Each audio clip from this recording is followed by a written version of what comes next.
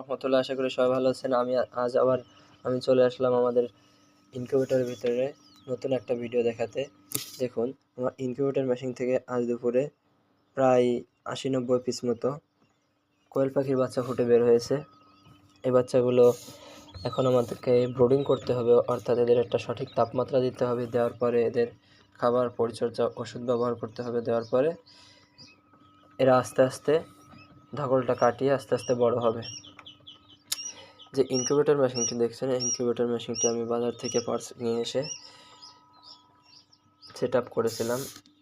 আলহামদুলিল্লাহ, মাশাআল্লাহ, এখান থেকে আমি হাঁস, মুরগি, কোয়েল সব ধরনের বাচ্চার ডিম ফোটাতে সক্ষম হয়েছি আল্লাহ রাব্বুল আলামিনের ইচ্ছায়।